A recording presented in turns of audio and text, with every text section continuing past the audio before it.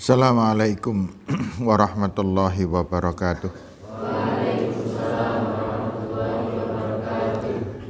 Innal hamdalillah nahmaduhu wa nasta'inuhu wa nastaghfiruh. Assalatu wassalamu ala Rasulillah wa ala alihi wa sahbihi wa man tabi'a sunnatahu ila yaumil qiyamah. Rabbis shrah li sadri wa yassir li amri wahlul 'uqdatam min lisani yafqahu qawli, amma ba'd. Anak-anak sekalian, alhamdulillah wa syukurillah, malam ini kita diberi kesempatan untuk mencari ilmu Allah Subhanahu wa ta'ala, dan kita sekalian dalam keadaan sehat walafiat. Semoga sehat kita selalu bermanfaat dan kita bisa selalu menjadi orang yang beriman dan bertakwa kepada Allah Subhanahu wa ta'ala.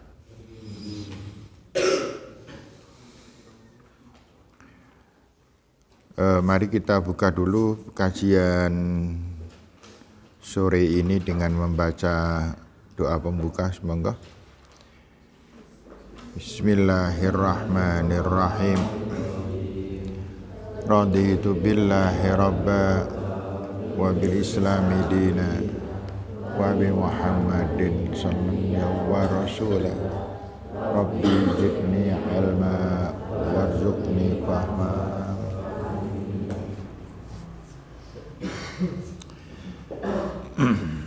Sebelum kita pelajaran, ada yang ingin menambah hafalan zikir ba'da sholat, terutama yang baru. Kemarin kan baru satu anak putra.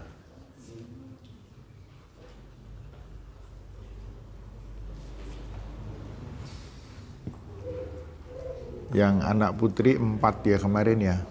4 atau 3? 4. Mbak Ayunda belum, Mbak siapa? Mila belum. Siapa lagi yang belum ya? Mbak Laras juga belum. Silahkan di antara bertiga yang mau menghafal. Di antara berempat, 4 ya, anak putra yang belum. Silahkan, ada? Atau saya coba anak lama? Anak baru aja dulu lah. Ayo.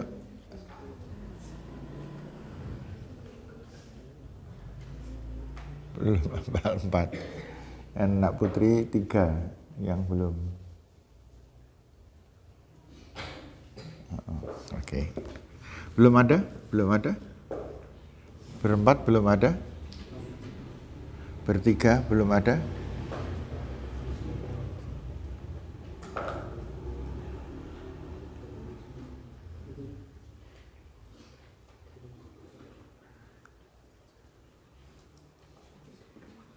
Oke.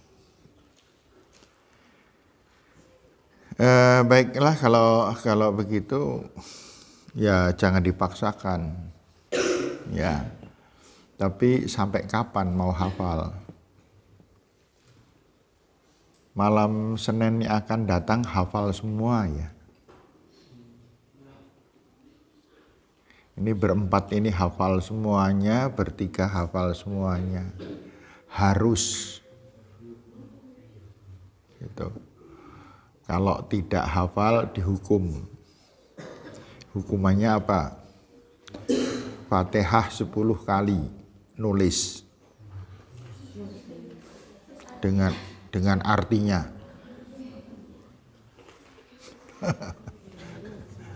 Enggak Fatihah enggak. Terlalu 10 kali terlalu banyak. 1 kali saja Al-Baqarah.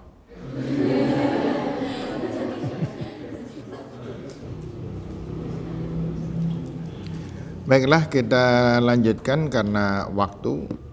Ini saya ada 2 acara.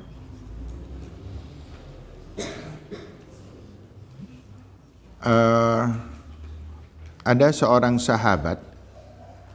Sahabat ini bernama Abu Dzar Al-Ghifari. Abu Dzarrin Al-Ghifari. Perhatikan semuanya loh ya. Ini nanti di tengah-tengah saya nanya nggak ada yang nggak tahu ini. Ya. Abu siapa nama? Abu Dzarrin Al-Ghifari. Ini sahabat Nabi yang hidupnya terkenal dengan zuhud. Zuhud itu apa? Zuhud itu orang yang di dalam kehidupannya meninggalkan dunia. Dia hanya beribadah terus pada Allah. Abu Dzarrin Al-Ghifari kebetulan tidak mempunyai keluarga. Dia hidup sendiri dan hidupnya hanya untuk beribadah kepada Allah. Dia sangat dekat dengan Nabi. Banyak sekali hadis-hadis Nabi yang diriwayatkan oleh Abu Dzarrin Al-Ghifari ini. Kalau adik-adik,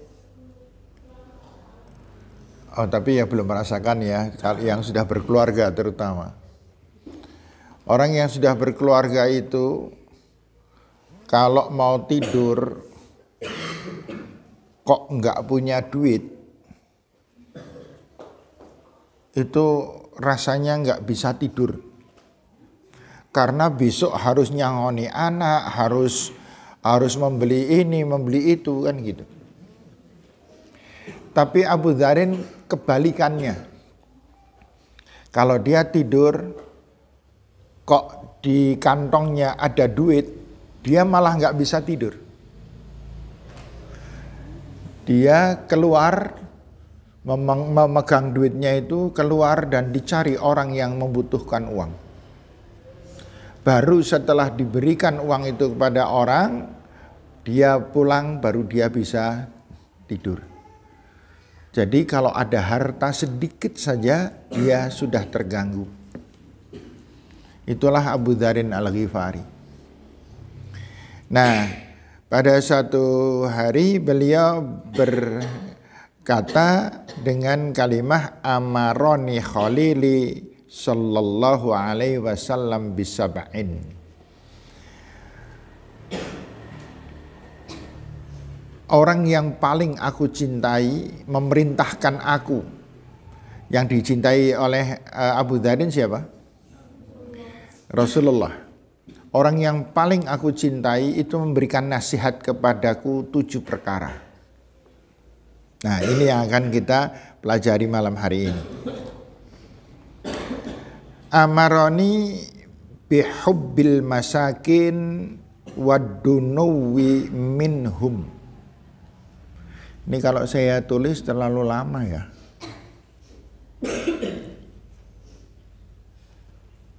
Enggak, adik-adik memahami maksudnya aja dulu. Ya, bahasa Indonesianya adalah. Yang pertama yaitu Rasulullah Shallallahu Alaihi Wasallam menyuruh aku selalu dekat dengan orang, selalu mencintai orang miskin dan dekat dengannya. Dekat dengan orang miskin. Rasulullah menyuruh aku supaya mencintai orang miskin dan dekat dengan orang miskin. Perintah Rasul sallallahu alaihi wasallam yang pertama ini sangat penting untuk kehidupan kita. Kenapa? Ini nanti dalam kehidupan keseharian kita akan mengalami satu situasi sangat ditentukan oleh perbandingan. Orang yang selalu berdekat-dekat dengan orang yang lebih kaya akan merasa kaya atau merasa miskin? Merasa miskin. Orang yang berdekat-dekat dengan orang miskin akan terasa kaya atau miskin? Kaya. Dan ketika seseorang itu mendekati atau berdekat-dekat dengan orang-orang miskin, dia akan mudah memberikan perhatian terhadap orang miskin. Tetapi kalau orang berdekat-dekat dengan orang kaya, dia akan memberikan kasih sayang pada orang kaya tidak mungkin. Karena kasih sayang dengan orang kaya itu adalah urusan harta. Tetapi kalau kasih sayang terhadap orang miskin, urusannya adalah kasih sayang yang sesungguhnya. Makanya kemudian Rasulullah SAW memerintahkan kepada kita semuanya dua perkara, khoslatani man kanata fihima katabahallahu syakiran sabira. Siapa yang bisa memiliki dua perkara ini akan menjadi orang yang selalu pandai bersyukur dan selalu pandai bersabar menghadapi tantangan hidup. Man nadhara fi dinihi laman huwa fauqah, kata Rasul. Siapa yang selalu membandingkan dirinya tentang kebaikan, tentang agama, selalu dibandingkan dengan orang yang lebih baik, maka dia tidak akan pernah merasa dirinya baik di hadapan orang. Dia akan merasa kekurangan terus. Kenapa? Karena dia membandingkan dengan orang yang lebih baik. Tetapi bayangkan kalau kita membandingkan dengan orang yang lebih jelek. Kita baru bisa sholat 5 kali sudah bangganya bukan main. Nek nyong ketoke nang kampung kene paling apik lho. Karena merasa dirinya sangat baik dibandingkan dengan orang yang lebih rendah. Bandingannya adalah orang yang sholatnya nggak karu-karuan, orang yang suka bertengkar. Kalau kita membandingkan dengan orang yang jelek, kita akan menjadi orang yang merasa dirinya baik. Dan kita tidak berkembang untuk menjadi orang yang akan semakin lebih baik.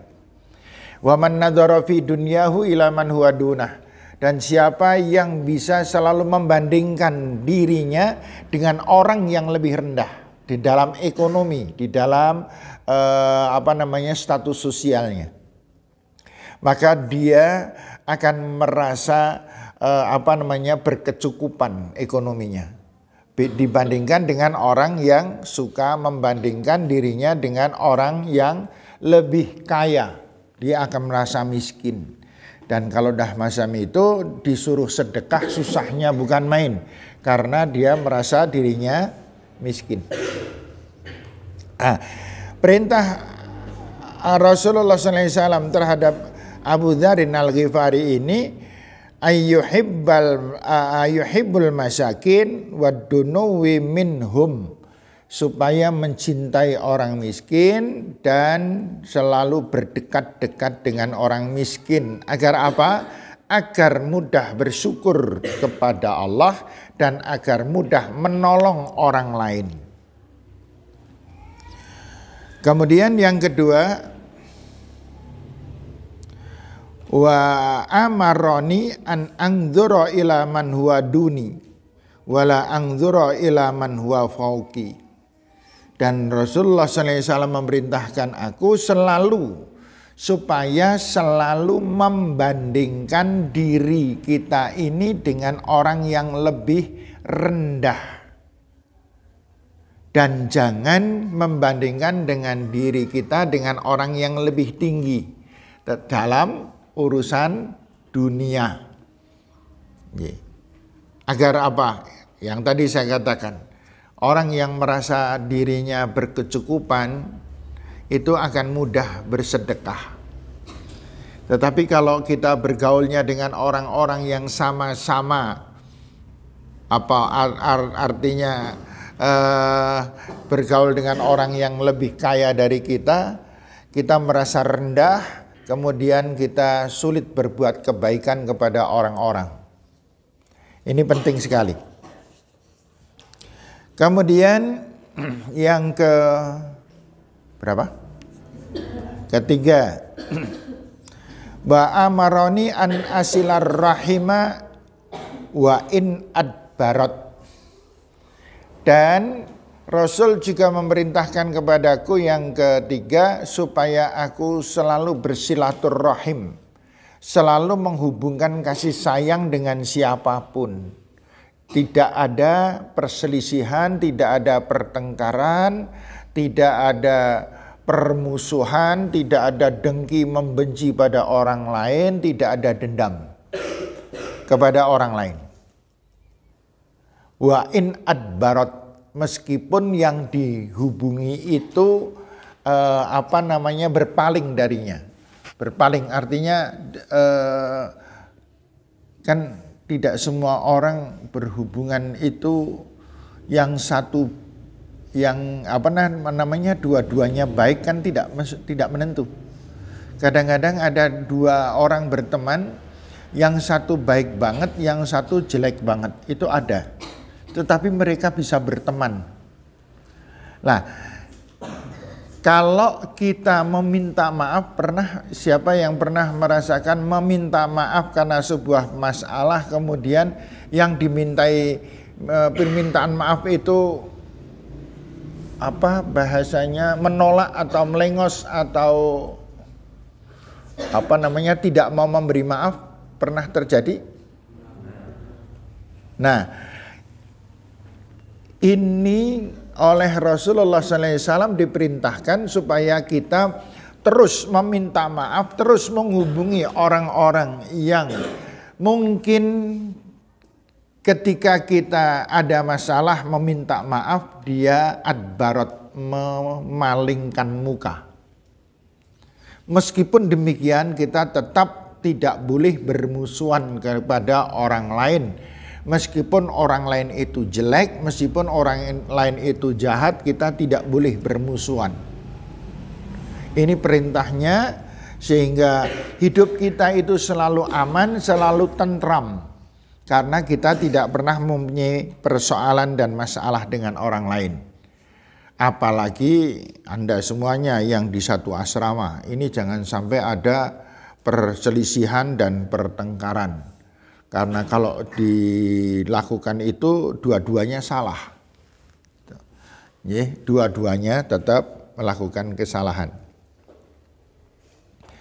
Kemudian yang keempat. Yang keempat, wa amaroni alla as'ala ahadan syai'an. Dan Rasul memerintahkan aku supaya jangan pernah meminta-minta kepada orang lain. Bahasanya di sini ngemis. Ngemis itu larangan. Karena orang yang punya hak ngemis itu hanya orang yang sudah tidak berdaya apapun. Nah itu baru dia mau minta-minta silahkan. Tetapi saya melihat di Wonosobo ini banyak orang ngemis masih gagah-gagah banget itu. Apalagi yang di lampu merah itu. Yang di lampu merah. Di Wonosobo itu yang pengemis yang banyak di lampu merah itu di lampu merah Tosari itu. Itu atau di lampu merah yang Jalan Ayani itu. Mana? Itu daerah mana namanya? Itu jalan tengahnya Jalan Ayani itu. Yang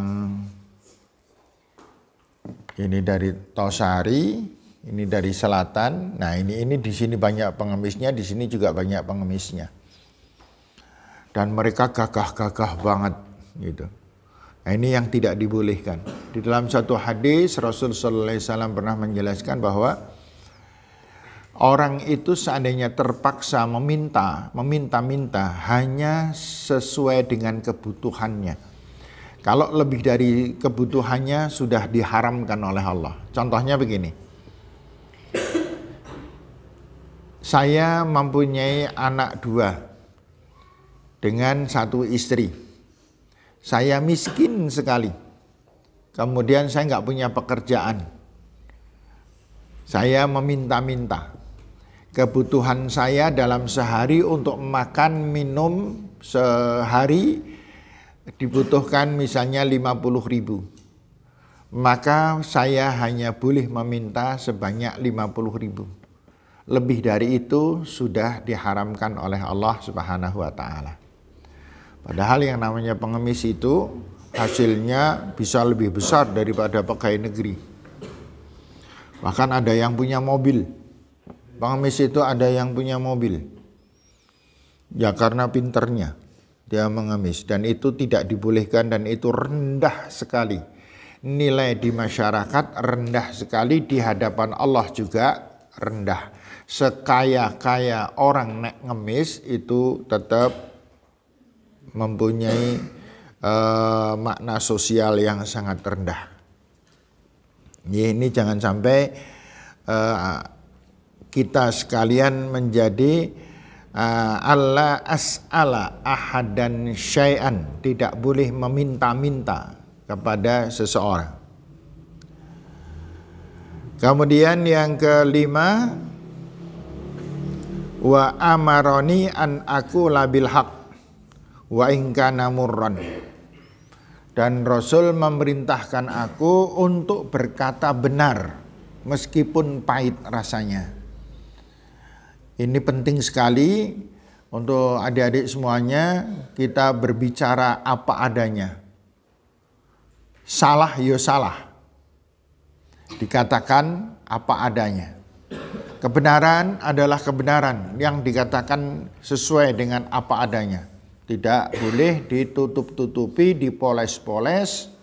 Kemudian sebagaimana yang kita tahu di negara kita ini banyak sekali orang yang tidak berani mengatakan yang benar. Tetapi mereka mengatakan yang benar jadi salah, yang salah jadi benar, nggak karu-karuan di dalam kehidupan bangsa kita. Tetapi ini tidak banyak yang melakukan. Hanya 1 atau 2 atau 3 atau 4 atau 5 atau 6 7, 8, 9, 10, 11 dan sebagainya. Iya. Wa an aqula bil haqqi wa in kana murran, diperintahkan supaya kita berbicara yang benar meskipun pahit rasanya.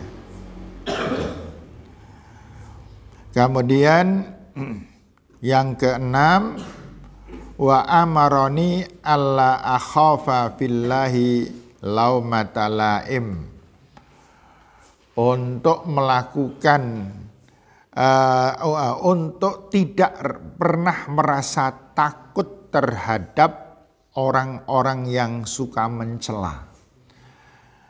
Kita melakukan hal benar, jangan takut meskipun dicela, dicacat atau dicerca oleh orang lain. Sehingga di sini kalimatnya alla akhafa fillahi laumata laim.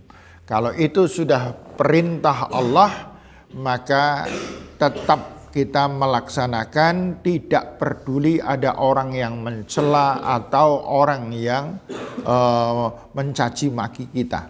Tetapi kita tetap jalan, tidak takut dengan dicela atau dicacat oleh orang lain.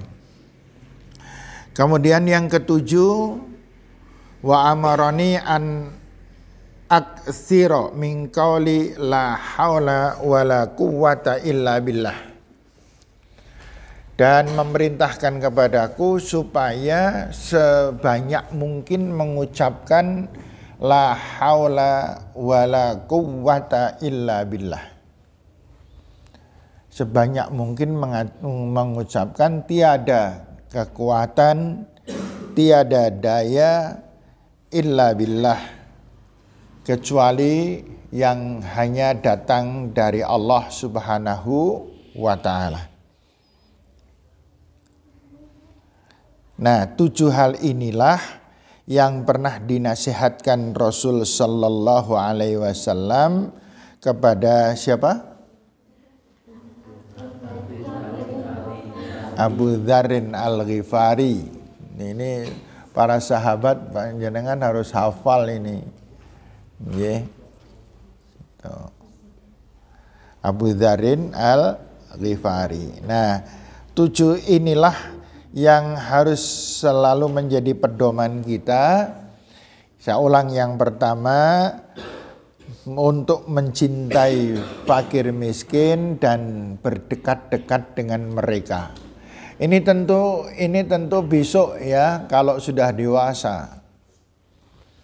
Itu jenengan sudah punya pekerjaan, sudah punya penghasilan, banyaklah dekat-dekat dengan fakir miskin. Jangan dekat dengan orang kaya, nanti panjenengan miskin. Tapi kalau dekat dengan orang miskin, kita menjadi orang yang merasa kaya dan senang akhirnya membantu orang miskin. Tetapi kalau orang yang berdekatan dengan orang kaya menjadi miskin, kira-kira seneng nggak membantu orang miskin? Ya wong dheweke wae krasa miskin kok gitu. Ya. Kemudian yang kedua, wa amarani an anzura ila man huwa duni, dan memerintahkan supaya membandingkan diri kita ini dengan orang yang lebih rendah daripada kita.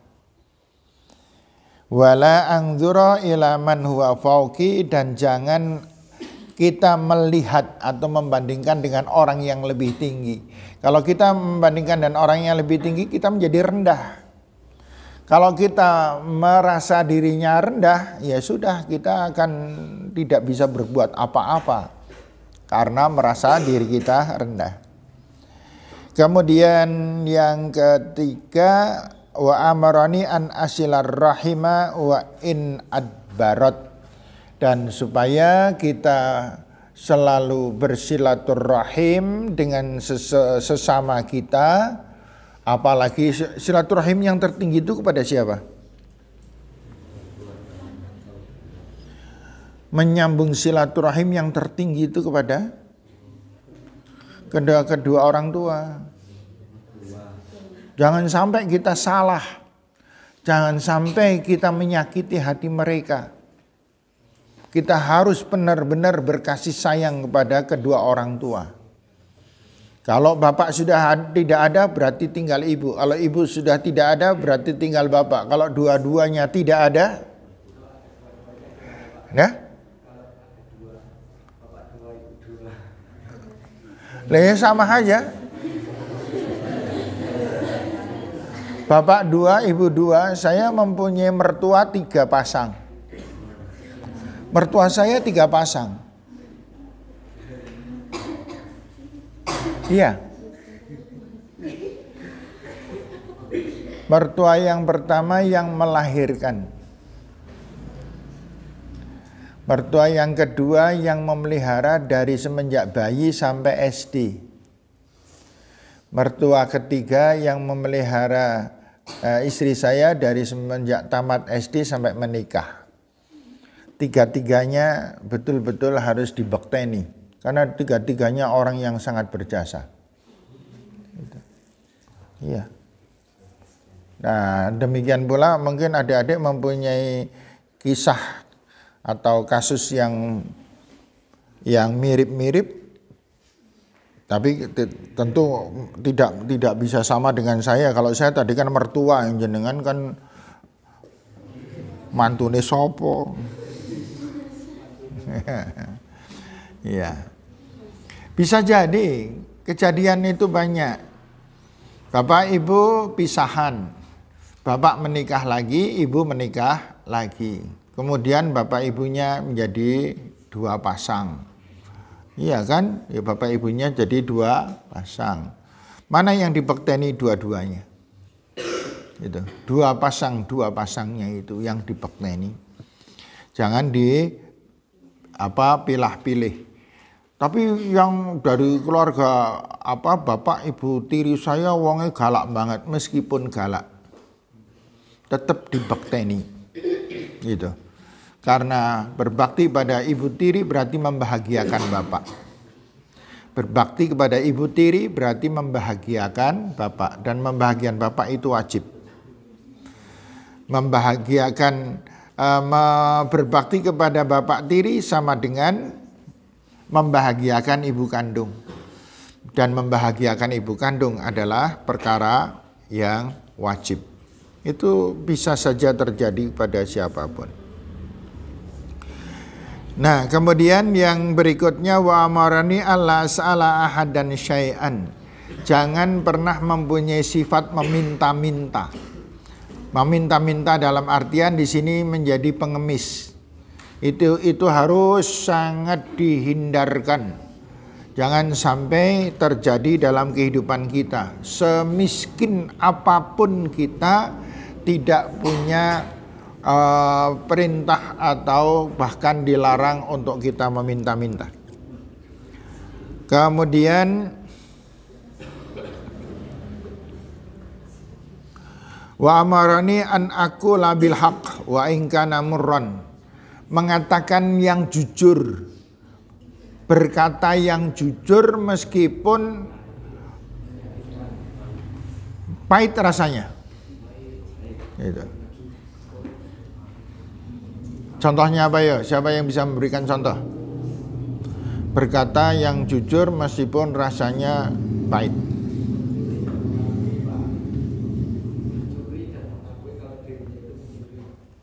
Mencuri, mengakui bahwa dirinya mencuri. Yang lain.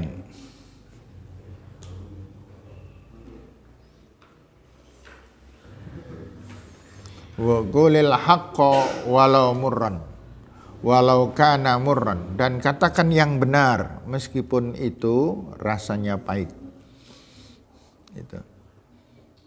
Ya seperti misalnya ada Anda yang melanggar kemudian saya memberikan nasihat saya ini kalau disampaikan sangat pahit saya menyampaikan, tetapi ini kebenaran, maka saya tetap akan menyampaikan. Gitu. Kemudian wa amarani alla akhafa fillahi laumata laim. Dan aku diminta untuk berbicara atau untuk melakukan apa yang hubungannya dengan Allah meskipun dicela oleh orang lain, meskipun dicaci maki oleh orang lain. Kemudian yang terakhir wa amrani an aqul la haula wala quwwata illa billah. Tiada kekuatan dan tiada daya selain melainkan dengan pertolongan Allah Subhanahu wa ta'ala. Ya, sudah waktunya, sudah isya. Saya kira cukup sampai di sini pelajaran kita. Mari kita tutup dengan bersama baca doa penutup. Bismillahirrahmanirrahim. Subhanakallahumma wa bihamdika asyhadu an la ilaha illa anta astaghfiruka wa atubu ilaik. Alhamdulillahirabbil alamin. Assalamualaikum warahmatullahi wabarakatuh.